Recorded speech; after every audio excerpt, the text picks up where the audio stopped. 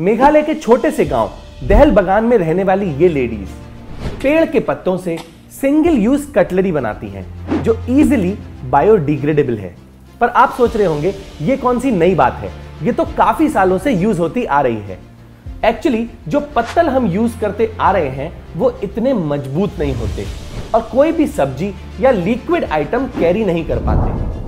इसी वजह से मार्केट में इनको प्लास्टिक या स्टाइरोफोम की कटलरी से रिप्लेस कर दिया गया, जिसमें खाना तो इजीली कैरी हो जाता है पर इनको बायोडिग्रेड होने में 500 साल से भी ज्यादा लग जाता है। That's right, 500 years. और आपको जान के काफी शॉकिंग लगेगा कि हर महीने ये सिंगल यूज प्लास्टिक और स्टाइरोफोम हमारे लैंडफिल में 22,000 टन से भी ज्यादा वेस्ट कंट्रीब्यूट करते हैं एंड दैट इज ह्यूज। इसी प्रॉब्लम का सॉल्यूशन निकाला है मेघालय की रहने वाली इन लेडीज ने।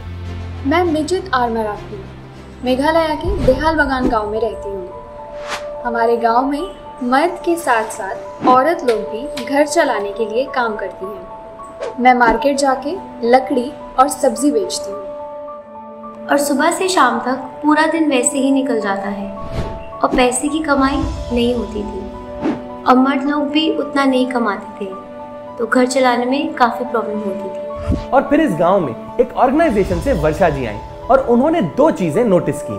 पहला कि इस गांव के लोग नेचर से काफी कनेक्टेड थे, तो वो नेचुरल चीजों को यूज करने की काफी कोशिश करते थे जिससे नेचर को हार्म ना हो। और दूसरा कि गारो ट्राइब की महिलाएं एक्सट्रीमली हार्ड वर्किंग और डेडिकेटेड थी। वर्षा मैम ने आके हमें एक ऐसा आइडिया बताया जिसमें मेहनत भी थोड़ी कम हो और कमाई भी बढ़ सके। हमारी फेलोशिप से जब वर्षा यहाँ आई तो यहाँ की औरतों के साथ टाइम बिताने लगी और तब उन्हें पता चला कि नॉर्थ ईस्ट इंडिया में अरेका नट या पान की सुपारी को बड़े ही शौक से खाया जाता है। पर इस पेड़ के जो बड़े बड़े पत्ते होते हैं या तो वो फेंस की तरह यूज होते हैं या पर्दे की तरह यूज होते हैं या फिर सिंपली फेंक दिए जाते हैं। तो वर्षा मैम ने हमें बोला कि अगर इन पत्तों का हम प्लेट और बाटी बना के दें तो वो हमें इन प्लेट्स को बेचने में मदद कर सकती है। फिर दहल बगान की इन 5 औरतों ने मिलकर इस पे काम करना स्टार्ट कर दिया, पर कटलरी बनाने के लिए एक मशीन की जरूरत थी।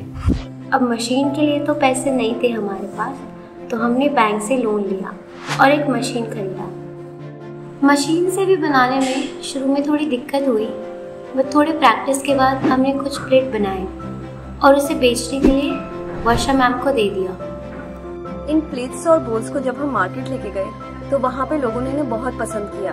जितनी भी कटलरी हम लेके गए थे वो सारी बिक गई और साथ ही साथ नए ऑर्डर्स भी मिलने लग गए। इन कटलरी की सबसे बड़ी खासियत यह है कि ये काफी स्ट्रॉन्ग है, साथ ही साथ ये एनवायरनमेंट को भी नुकसान नहीं पहुंचाते। इसी वजह से इनको काफी ऑर्डर्स मिल गए। रॉ मटेरियल जमा करने के लिए हमें जंगल में जाना पड़ता है। कभी कभी हमें 6-8 किलोमीटर तक भी जाना पड़ता है ताकि हमें अच्छे क्वालिटी के पत्ते मिल सके।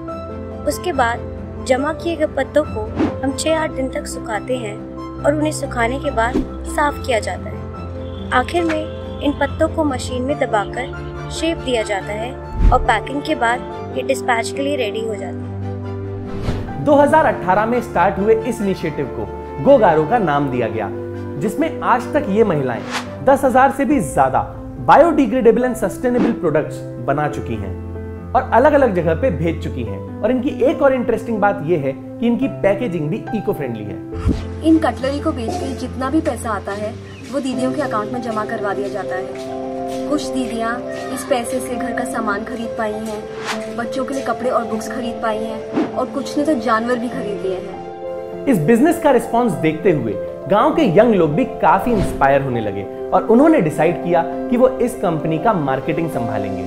ये हमारी बस एक छोटी सी पहल है इस गांव के लोगों की आर्थिक स्थिति ठीक करने की। अगर हम सब अपने आसपास के गांव में जाके ऐसे आइडियाज दें तो विलेजर्स के लिए एक बिजनेस अपॉर्चुनिटी भी क्रिएट होगी, साथ ही साथ सस्ते सस्टेनेबल प्रोडक्ट्स भी मिल सकेंगे। तो अगर आप भी किसी ऐसे इनिशिएटिव से जुड़े हैं तो कमेंट सेक्शन में मेंशन करें। और अगर आप गो गारो से इको फ्रेंडली कटलरी खरीदना चाहते हैं तो आप उन्हें इस ईमेल आईडी पे मेल कर सकते हैं। हम कई बार अपने आसपास की प्रॉब्लम को सिर्फ नोटिस करते हैं और फिर उसे इग्नोर करके चले जाते हैं, पर एक्चुअली में अगर उनका सॉल्यूशन ढूंढा जाए तो बड़ी से बड़ी प्रॉब्लम का भी सॉल्यूशन निकाला जा सकता है। That's it for this video. See you next Wednesday. हम ऐसे ही एनवायरमेंट अवेयरनेस पे फिल्म्स बनाते हैं। तो अगर आप एनवायरमेंट को लेके थोड़ा सा भी सीरियस हैं और उसे सेव करना चाहते हैं तो आप इको फ्रीक्स नाम के फेसबुक ग्रुप को ज्वाइन कर सकते हैं। इसमें हम ऐसे लोगों की कम्युनिटी बनाना चाहते हैं जो एनवायरमेंट के बेटरमेंट के लिए कुछ कर रहे हों। तो अगर आप किसी ऐसे को जानते हैं या आप खुद कुछ ऐसा कर रहे हैं तो आप इस ग्रुप में जाके पोस्ट कर सकते हैं सो दैट और लोगों को इसके बारे में पता चले। लिंक डिस्क्रिप्शन में मेंशन है। Thank you and take care.